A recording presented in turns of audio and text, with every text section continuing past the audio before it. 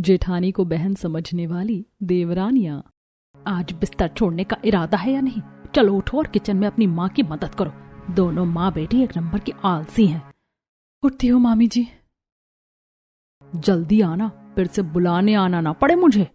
रचना जल्दी जल्दी तैयार होकर रसोई घर में आती है, जहां उसकी माँ सुरेखा सबके लिए नाश्ता बना रही होती है। रचना को देखकर वो कहती है, तू क्यों आ गई बेटा? अब सिर दर्द कैसा है? आराम मिला कुछ? रचना कुछ कहती इसके पहले ही सरिता किचन में आती है और फिर से दोनों पर गुस्सा हो जाती है। माँ बेटी का ड्रामा खत्म हो गया हो तो जरा नाश्ता जल्दी बना ले, सब इंतजार कर रहे हैं बाहर। एक तो हमारी छाती पर आकर बैठ गई हो दोनों, ऊपर से काम चोरी भी करती हो। मुंह चलाने के बजाय हाथ चला लो जरा। सरिता दोनों को सुनाकर चली जाती है और सुरेखा जल्दी से नाश्ते का डोंगा उठाकर डाइनिंग टेबल के पास आती है, जहां रचना के मामा मामी और नाना जी गोपाल दास बैठे होते हैं। गोपाल दास जी सुरेखा की आंखों में आंसू देख लेते हैं। तभी मोहन नाराजगी से कहता है, कितनी बार बताया है दीदी की नाश्ता समय पर लगा दिया करो, एक काम भी ढंग से नहीं होता है आपसे। रोज रोज बातें सुनना अच्छा लगता है क्या आपको? कोई फायदा नहीं है जी, ये दोनों माँ बेटी कभी सुधरने वाली नहीं है। ऐसे ही तो बिना बात के जीजा जी ने इन्हें छोड़ा नहीं होगा, यही हरकतें होंगी इनकी। सुरेखा की आंखें फिर से गीली हो जाती हैं और गोपाल दास जी चाहकर भी कुछ नहीं कह पाते। उन्हें अपनी बेटी और नातिन का अपमान बर्दाश्त नहीं होता था, लेकिन अपने बेटे पर निर्भर होने के कारण कुछ नहीं कर पाते हैं। एक बार वो अपनी दुविधा को अपने सबसे अच्छे दोस्त सेठ रामदेव को बताते हैं और रामदेव कहते हैं, रामदेव मैं बहुत मजबूर हूँ। मेरी बेटी और नातिन दिन भर घर के काम करती है, फिर भी हर दिन किसी न किसी बात पर उनका अपमान होता है। मुझसे अब ये सब देखा नहीं जाता। तो ये समस्या है तेरी। देख, तेरी अपनी शादी लायक हो गई है, तो उसकी शादी किसी अच्छे परिवार में कर दे ताकि वो इस नरक से मुक्त हो जाए। लेकिन सर्वगुण संपन्न होने के बावजूद रचना के लिए रिश्ता नहीं आता है। बाप को भी कोई फिक्र नहीं है, वो तो अपनी दूसरी पत्नी के साथ ऐश कर रहा है और दोनों माँ बेटी को तड़पने के लिए छोड़ दिया। मेरे 3 पोते हैं, जिनमें से बड़े पोते के लिए हम लोग लड़की देख रहे हैं। रचना से अच्छी लड़की और कौन हो सकती है भला? ये तो सच में बहुत अच्छा हो जाएगा रामदेव। रचना सीधी सच्ची और मेहनती लड़की है, तेरे घर को स्वर्ग बना देगी। लेकिन तेरे घर के बाकी लोग? अरे तू उसकी फिक्र मत कर, मेरा हुक्म टालने की किसी की हिम्मत नहीं है। घर में आज भी सब मेरे हाथों में है। गोपाल दास खुश हो जाता है। रामदेव जी शहर के बड़े कारोबारी थे।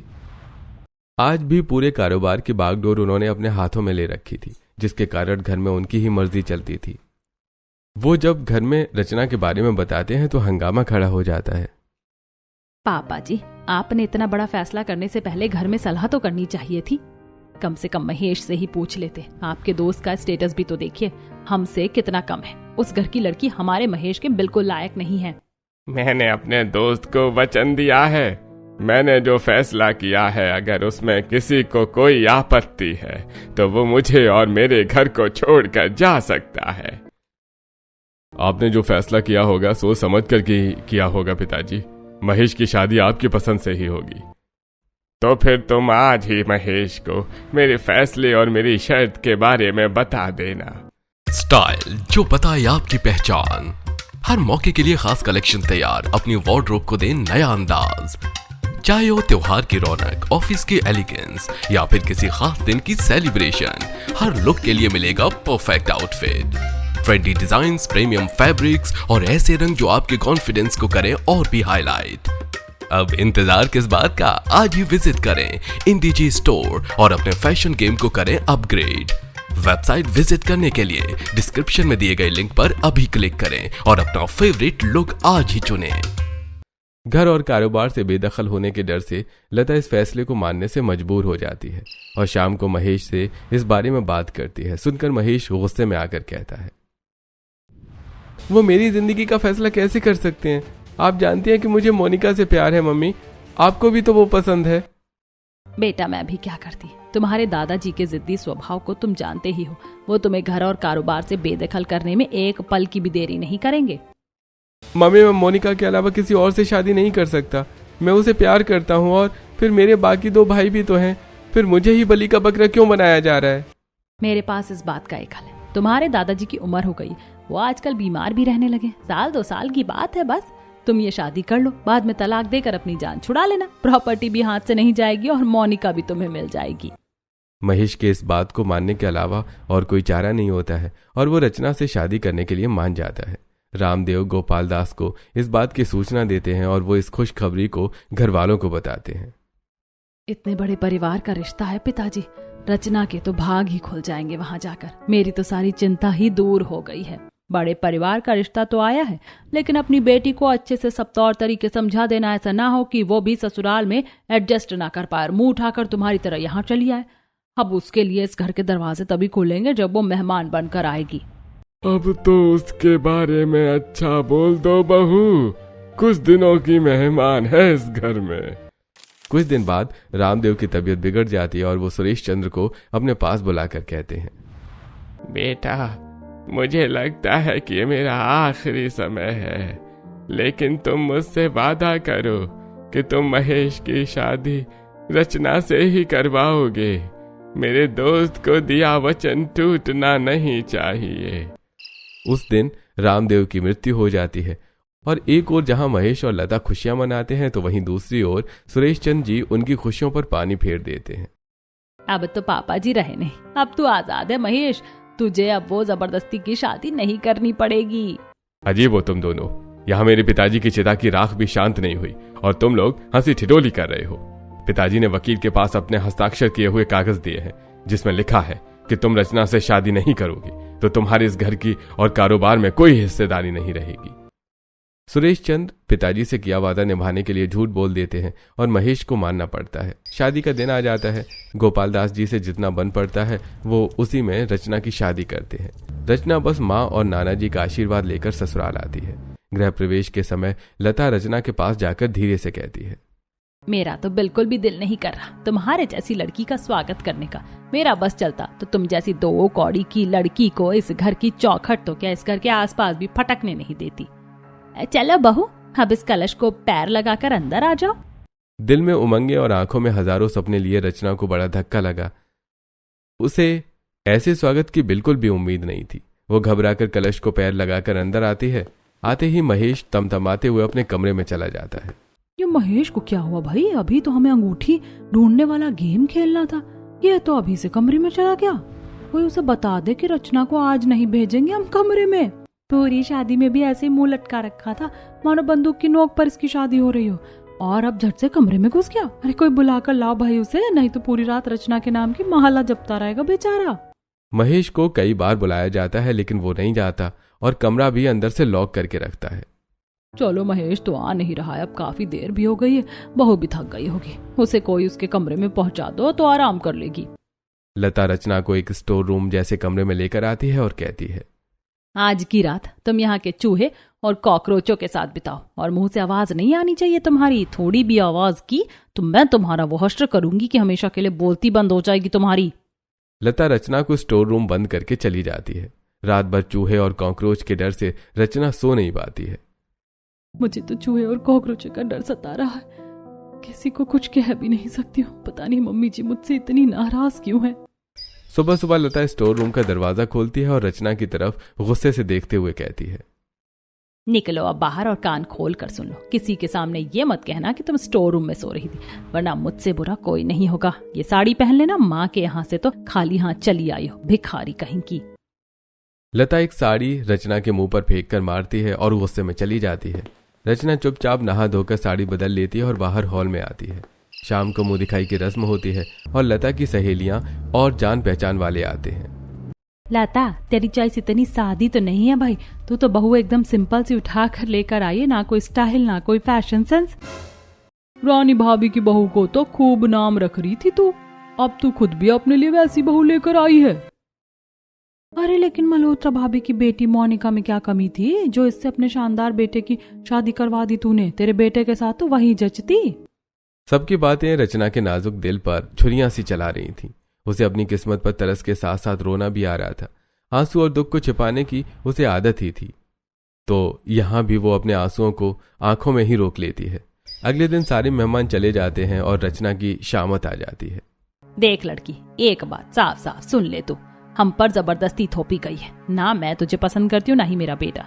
तुझे इस घर में एक नौकरानी की हैसियत से ही रहना पड़ेगा, वरना तेरे लिए घर के दरवाजे खुले। जिस फटीचर घर से आई है ना, कभी भी वहां लौट कर जा सकती है। लेकिन मेरा क्या दोष है मम्मी जी?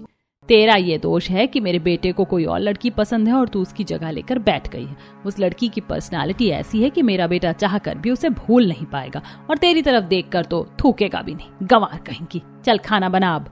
लता काम वाली को छुट्टी दे देती है और रचना की मेहंदी का रंग निकलता भी नहीं है कि उसे खाना बनाने के लिए कह देती है। रचना किचन में आती है और नई जगह होने के कारण उसे मसाले का डिब्बा नहीं मिलता है। वो लता के पास आकर पूछती है। लता मोबाइल पर गेम खेल रही होती है। मम्मी जी, मुझे मसाले का डिब्बा नहीं मिल रहा है, आप बता दीजिए कहाँ रखा है। खुद नहीं ढूंढ सकती? जाहिल लड़की, किचन इतना बड़ा है क्या कि तुझे एक डिब्बा भी ना मिले? रचना खुद ही मसाले का डिब्बा ढूंढती है और सबके लिए खाना बनाती है। खाना बनाने के बाद जब वो फ्रेश होने के लिए जाती है, तब लता खाने में खूब सारा मसाला और नमक मिला देती है। रात को ए लड़की, सबके लिए टेबल पर थालियां वगैरह रख। सब फ्रेश होकर आते ही होंगे, और तू अपनी औकात याद रखना। सबसे आखिरी में ही खाना मिलेगा तुझे। जी मम्मी जी। अब जा, मेरी छाती पर ही खड़ी रहेगी क्या? अब खाना गरम कर जाकर। रचना की आंखें नम हो जाती हैं। वो चुपचाप खाना गरम करने के लिए रखती है। सब फ्रेश होकर आते हैं और खाने की टेबल पर बैठते हैं। बहुत भूख लगी है मम्मी। आज तो दोपहर को इतना काम था कि खाना खाने का समय ही नहीं मिला। खाना आज कुछ अलग दिख रहा है। खाने में वैरायटी भी बहुत सारी है। देखते ही मुंह में पानी आ गया। पक्का आज मीना ने नहीं बनाया है खाना। खाना तो आज रचना ने बनाया, देखते हैं कैसा बना है। महेश, लो बेटा, तुम भी अपनी प्लेट लगा लो। पापा जी सही कह रहे थे, बहुत गुड़ी है रचना। अकेले इतना कुछ बना लिया। खाने की शक्ल ही बता रही है कि खाना बहुत टेस्टी होगा। वो तो पहला निवाला खाते ही पता चल जाएगा। खाने की शक्ल की तारीफ कर रहे हैं ना, अकल ठिकाने नहीं आ गई तो कहना। और जैसे ही सब खाने का पहला निवाला मुंह में डालते हैं, मिर्च, नमक और मसाले के कारण सीसी करने लगते हैं। रचना, नमक, मिर्च और मसाले का पूरा डिब्बा उड़ेल दिया क्या खाने में? गवार कहीं की। देखिए, ये पसंद है आपकी और आपके पिताजी की। अरे जाहिल औरत, इतना घटिया खाना खिलाकर मारना चाहती है क्या हमें? अरे जाने दीजिए ना भैया, भाभी नहीं है अभी, गलती से हो गया होगा उनसे। आप कल भाभी को यहाँ के तरीके से खाना बनाना सिखा दीजिएगा। वैसे भी मीना तो आती ही है ना। तुम दोनों अपना मुंह बंदी रखो। आइंदा मेरे मामले में बोलने की जरूरत नहीं है तुम्हें। अजय विजय, ज्यादा तरफदारी करने की जरूरत नहीं है तुम दोनों को। आइंदा अपने काम से काम रखना। रचना घबराकर एक कोने में खड़ी हो जाती है और रोने लगती है। अजय, विजय और सुरेश चंद्र जी चुपचाप अपने कमरे में चले जाते हैं। रचना अपनी सफाई में कहती है, मैंने तो खाना एकदम सही बनाया था, फिर पता नहीं कैसे सब इतना ज्यादा हो गया। मतलब तू ये कहना चाहती है कि तूने खाना सही बनाया था, लेकिन किसी और ने आकर उसे बिगाड़ दिया। तेरा इशारा कहीं मेरी तरफ तो नहीं है? देखा महेश, देखा कैसे अपनी गलती का ठिकरा मुझ पर फोड़ रही है ये घटिया लड़की। हाँ देख रहा हूँ मम्मी, अभी इसका मिजाज ठंडा करता हूँ, रुकिए। महेश लात घूसों से रचना की पिटाई करने लगता है, लेकिन लता बीच बचाव की कोई कोशिश नहीं करती है और वहीं खड़ी होकर हंसती रहती है। काफी देर तक मारने के बाद महेश अपने कमरे में चला जाता है और लता हंसते हुए रचना से कहती है, इस घर में जबरदस्ती घुसने का नतीजा देख लिया तूने। अब तुझे यही सब सहना पड़ेगा। बड़ा शौक था ना तेरे नाना को तेरी शादी बड़े और अमीर परिवार में करने का, अब उनके शौक की सजा भुगत। लता हंसते हुए चली जाती है और रचना अपने आप को संभालते हुए उठती है और सब साफ करती है। मार के कारण उसके शरीर पर नीले चट्टे पड़ जाते हैं। सब करने के बाद वो कमरे में आती है। महेश गहरी नींद में सो रहा होता है। वो चुपचाप नीचे चटाई बिछाकर लेट जाती है। उसके मन में कई बातें घूमने लगती हैं। इतना बुरा व्यवहार तो मामा मामी भी नहीं करते थे। ताने जरूर मारते थे, लेकिन हाथ कभी नहीं उठाया मुझ पर। इतनी बुरी तरह मारा है मुझे। इससे तो साफ दिखता है कि इनके मन में मेरे लिए कितनी ज्यादा नफरत है। रचना सुबह नहा धोकर किचन में आती है और सबके लिए चाय नाश्ता बनाती है। आज लता कोई खुराफात नहीं करती और सब नाश्ता करके काम पर चले जाते हैं। रचना मौका देखकर अपनी मम्मी को फोन करती है और सारी बात बताती है। मम्मी, मैं यहाँ और नहीं रह सकती। ये लोग मुझे पसंद ही नहीं करते। मम्मी जी और महेश जी तो मुझसे नफरत करते हैं। बेटा, अब वही तेरा घर है। तू तेरे मामा मामी का स्वभाव जानती है। तू घर छोड़कर आ गई तो हम दोनों पर और जुल्म होंगे। मुझ पर दया कर बेटा और सहन कर ले। इस उम्र में मैं और बर्दाश्त नहीं कर सकती हूँ। थोड़े दिन बाद सब ठीक हो जाए, तो बस सबकी सेवा करके उनका दिल जीतने की कोशिश कर। रचना समझ जाती है कि अब उसके लिए यही रहकर जुल्म सहने के अलावा और कोई रास्ता नहीं है, और वो सबकी सेवा में लग जाती है।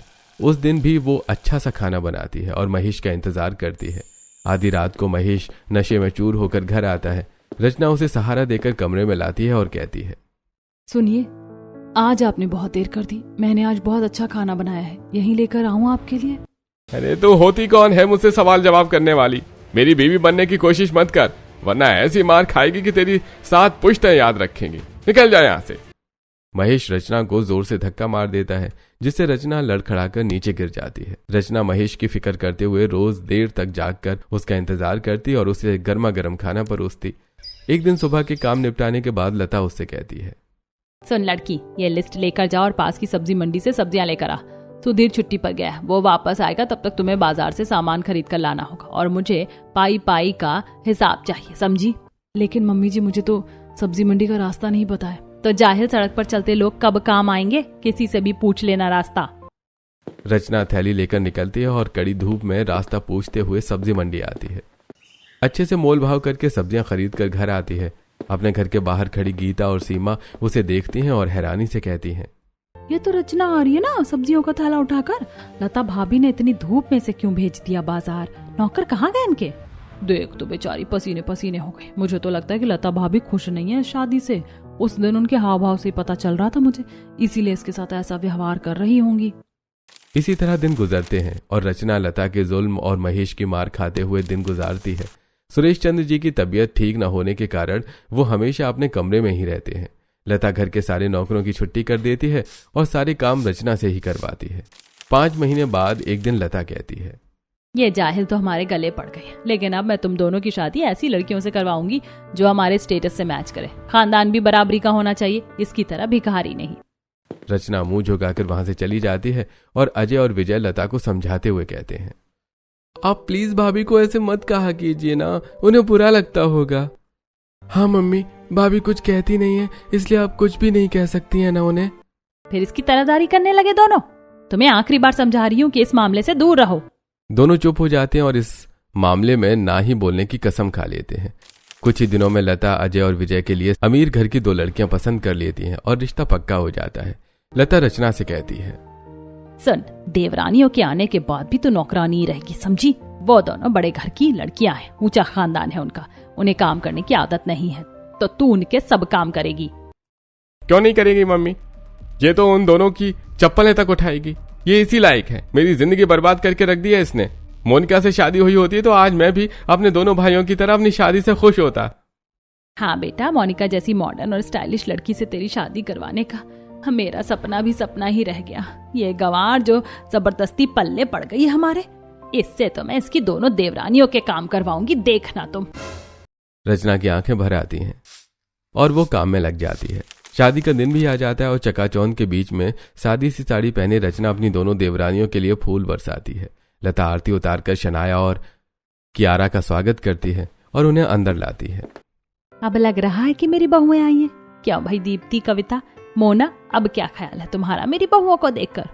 चांद का टुकड़ा ढूंढ कर लाई हो तुम। वैसे तो बड़ी वाली भी दिखने में अच्छी है, लेकिन इन दोनों का स्टाइल ही कुछ अलग है। यही तो फर्क होता है बड़े घर के और छोटे घर की बेटी में। चेहरे और पहनावे से दिख जाता है। रचना तो बेचारी मजबूर माँ की लड़की है, इनकी तरह स्टाइलिश और मॉडर्न कैसे दिख सकती है? अपनी दोनों बहुओं की तारीफ सुनकर लता फूल ही नहीं समाती, जबकि शनाया और कियारा की रचना से लता का ऐसे व्यवहार करना बुरा लगता है। अगले दिन सुबह शनाया पीने के लिए पानी गर्म करने के लिए किचन में आती है। तभी लता वहां आकर कहती है, बेटा तुम किचन में क्या कर रही हो? वो निकम्मी कहाँ है? उसे कहो वो तुम्हारे लिए पानी गर्म करके देगी। कौन निकम्मी मम्मी जी? आप मेड से ऐसे कहती हैं क्या? मेड नहीं, तुम्हारी जेठानी की बात कर रही हूँ मैं। देखो, तुम दोनों को जो भी काम हो अब से उस गंवार को ही कहना। उसकी हैसियत इस घर में बस एक नौकरानी की तरह है। वो हमारी जेठानी है मम्मी जी, इस घर की बड़ी बहू, फिर उनकी हैसियत नौकरानी की तरह कैसे हो गई? वैसे भी हमें अपने काम अपने आप करने की आदत है। हाँ, फिक्र मत कीजिए। लता चली जाती है और शनाया और कियारा आपस में डिस्कस करती हैं। मम्मी जी की बात सुनकर मुझे बिल्कुल भी अच्छा नहीं लगा। कियारा, रचना भाभी हमारी जेठानी है, हमारी बड़ी बहन की तरह। मैं तो उन्हें अपना कोई काम करने के लिए नहीं कह सकती हूँ। सही कह रही हो तुम, ये तो गलत बात हो जाएगी। रचना पूरा दिन घर बाहर के काम करती रहती है। शाम को शनाया और कियारा की मुंह दिखाई की रस्म होती है और दोनों की सुंदरता और स्टाइलिश अंदाज की खूब तारीफ होती है। सबके जाने के बाद लता खाने की टेबल पर सबसे कहती है, आज तो मेरी दोनों बहुओं ने मेरा दिल ही जीत लिया। सारी औरतें तुम दोनों की तारीफ करते नहीं थक रही थी। जितनी शर्मिंदगी मुझे रचना के आने पर हुई थी, उससे कई गुना ज्यादा प्राउड इन्होंने महसूस करवाया मुझे। ये लो बहू, तुम दोनों का इनाम। लता शनाया और कियारा को सोने के नेकलेस देती है। दोनों की तारीफ सुनकर महेश को रचना पर और ज्यादा गुस्सा आता है और वो अपने भाइयों की स्टाइलिश बीवियों को देखकर अपनी किस्मत पर रोते हुए कमरे में चला जाता है। सब काम निपटाकर रचना कमरे में आती है और उसके आते ही महेश बिना कुछ कहे बेल्ट से रचना की पिटाई कर देता है। तुम्हारी यही सजा है। मेरी जिंदगी में तुम जैसी गवार लड़की ना आती ना, तो आज मोनिका मेरी बीवी होती और मैं शर्मिंदा होने की बजाय खुश होता। आज मुझे उससे चोरों की तरह मिलना न पड़ता। रचना को महेश से मार खाने की इतनी आदत हो जाती है कि वो मुंह से आवाज किए बिना ही चुपचाप मार खा लेती थी और सो जाती थी। आज भी वो बिना सवाल जवाब किए चटाई बिछाकर सो जाती है। अगले दिन सुबह रचना, शनाया और कियारा को सुबह कुनकुना पानी पीने की आदत है। उनके उठते ही उन्हें मिल जाना चाहिए और वो लोग वॉक करने के लिए जाती हैं तो बाहर से उनके शूज लाकर हॉल में रख दो। जी मम्मी जी। तो उसको कपड़े से पोंछ कर लाना, ऐसे नहीं कि बस लाकर यहाँ पटक दो। और उसके बाद दोनों देवरानियों के लिए उनसे पूछ कर उनकी डाइट के हिसाब से नाश्ता बना देना। थोड़ी देर बाद शनाया और कियारा ट्रैक सूट पहनकर नीचे आती हैं और रचना ट्रे में गुनगुने पानी के गिलास रखकर दोनों को देती है। भाभी आप क्यों लेकर आई? हम अपने आप ले लेते ना। भाभी आप प्लीज ऐसा मत किया कीजिए, हम तो आपकी छोटी बहनों की तरह हैं। अरे इसका काम है भाई ये सब करना। जब उसे कोई परेशानी नहीं है तो फिर तुम दोनों क्यों खामखा टेंशन ले रही हो? इससे तो मैंने तुम्हारे शूज भी साफ करवा कर यहीं पर मंगवा कर रखे हैं। मम्मी जी, ये तो कितनी गलत बात है। ये हमारी जेठानी है, हमें उनके काम करने चाहिए, तो आप उनसे हमारे काम करवा रही हैं। और भाभी ये आपके हाथ पर निशान कैसे हैं? कल तक तो नहीं थे। नहीं कुछ भी तो नहीं है, मैं गिर गई थी ना, थोड़ी चोट लग गई बस। लेकिन ये तो गिरने से लगी चोट नहीं है भाभी, सच बताइए आपको कैसे लगा है? अरे भाई बाल की खाल निकालना जरूरी है क्या? वो कह रही है ना गिरने से चोट लगी है, तो ऐसा ही होगा ना। तुम लोग जाओ वॉक करने। रचना ये खाली ग्लास लेकर जाओ, नाश्ते की तैयारी करो। कियारा और शनाया बाहर लॉन में वॉक करते हुए बातें करते हैं। कियारा, मुझे लगता है कि भाभी बहुत सहन कर रही हैं। मम्मी जी और भैया उनसे अच्छा व्यवहार नहीं करते हैं, हमेशा दुत्कारते रहते हैं उन्हें। आज तो मम्मी जी ने हद ही कर दी। मुझे भी यही लगता है, हमेशा उनसे नौकरों की तरह काम करवाते हैं और डांटते फटकारते रहते हैं। मुझे पूरा यकीन है कि कल भैया ने ही उन्हें मारा है। मुझे भी यही लगता है, हमें भाभी की मदद करनी चाहिए, आखिर वो हमारी बड़ी बहन जैसी है। मैं इस बारे में अजय से भी बात करूंगी। दोनों रात को इस बारे में अपने अपने पतियों से बात करती हैं। अजय, भाभी के प्रति मम्मी जी और भाई साहब का बर्ताव बिल्कुल अच्छा नहीं है। आज तो मम्मी जी ने भाभी से हमारे शूज भी साफ करवाए। तुम उनके मामले से दूर ही रहो शनाया। मैंने और विजय ने भी समझाने की कोशिश की थी, तो हमें भी यही जवाब मिला था, फिर हम दोनों चुप ही रहे। लेकिन मैं और कियारा चुप नहीं रह सकती, हम भाभी के लिए जरूर कुछ करेंगी। वो बड़ी बहन की तरह है हमारी। कियारा और विजय के कमरे का भी सेम यही सीन होता है। अब तो शनाया और कियारा रचना की तरफदारी करने लगती हैं, जो कि लता को अच्छा नहीं लगता है। एक दिन शनाया के मामा मामी खाने पर आते हैं और लता रचना को इंस्ट्रक्शंस देते हैं। सुन लड़की, कल शनाया बहू के रिश्तेदार आ रहे हैं, सारी चीजें एकदम परफेक्ट होनी चाहिए। अमीर खानदान के लोग हैं वो। रचना हाँ में सिर हिला देती है और सुबह से तैयारी में जुट जाती है। उसके हाथ पर बंधी पट्टी से कियारा और शनाया सब समझ जाती हैं और लता के मना करने के बावजूद चुपके से किचन में आकर रचना की मदद करती हैं। तुम दोनों प्लीज इधर से जाओ, मम्मी जी देख लेंगी तो बहुत डांटेंगी मुझे। मम्मी जी सो रही हैं भाभी, हम इसीलिए आए हैं। हम दोनों आपकी छोटी छोटी तैयारी कर देते हैं और सब्जियां काट कर दे देते हैं। आपके हाथ पर चोट लगी है ना। दोपहर तक पूरा खाना बन जाता है और थोड़ी देर बाद शनाया के मामा मामी खूब सारे गिफ्ट्स लेकर आते हैं। रचना सबको पानी देती है। थोड़ी देर बाद सब खाना खाने के लिए टेबल पर आते हैं। अरे भाई खाना तो बहुत टेस्टी बना है, मजा ही आ गया। हाँ बेटा सच में मजा आ गया। किसने बनाया है? कोई कुछ कहता इससे पहले ही लता बोल पड़ती है। खाना तो मेरी दोनों छोटी बहुओं ने बनाया है भाभी जी, सुबह से लगी थी दोनों। ये देखिए इनकी जेठानी तो हाथ में पट्टी बांध कर बैठी है। मम्मी जी खाना तो भाभी ने ही बनाया है।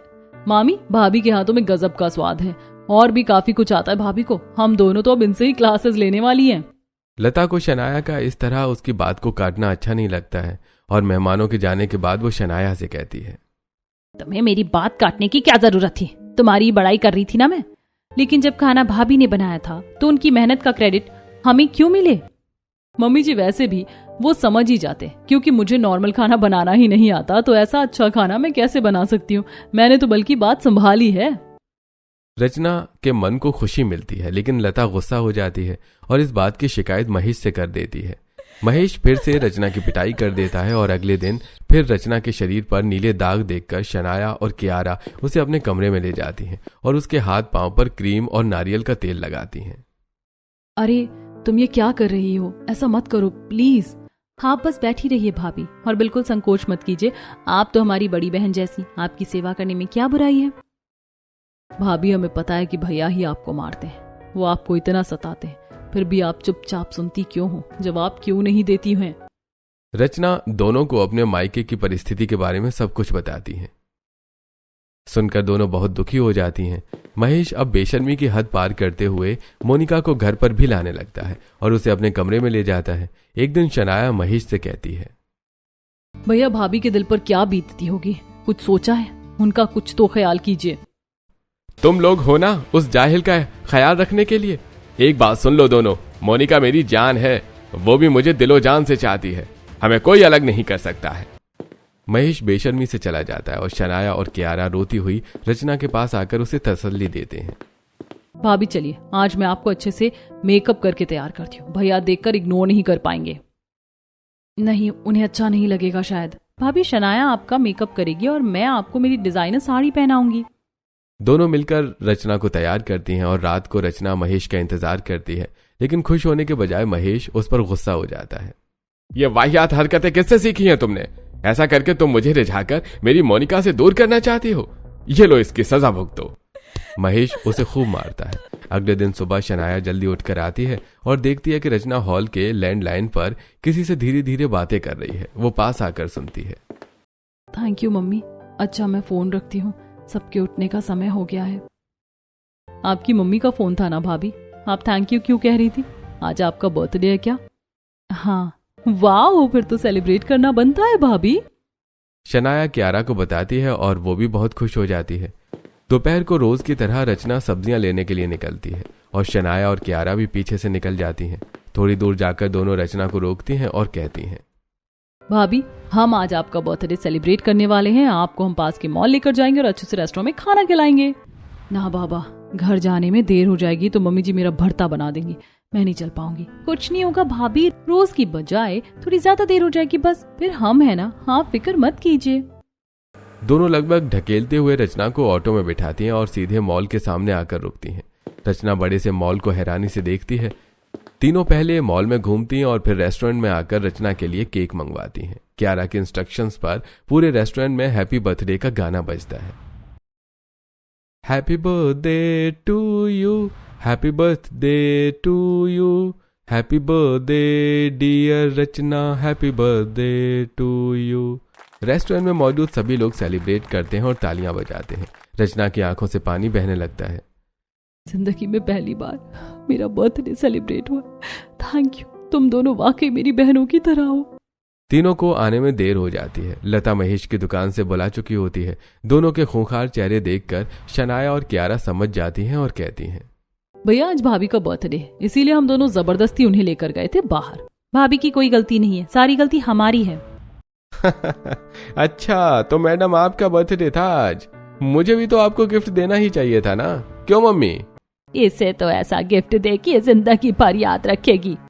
महेश अपनी बेल्ट निकालकर रचना को मारने के लिए उठाता है तो शनाया और कियारा उसका हाथ सख्ती से रोक लेती हैं और गुस्से से कहती हैं, बहुत हो गया है भैया, आपने अगर भाभी पर हाथ उठाया तो हमें मजबूरन पुलिस बुलानी पड़ेगी।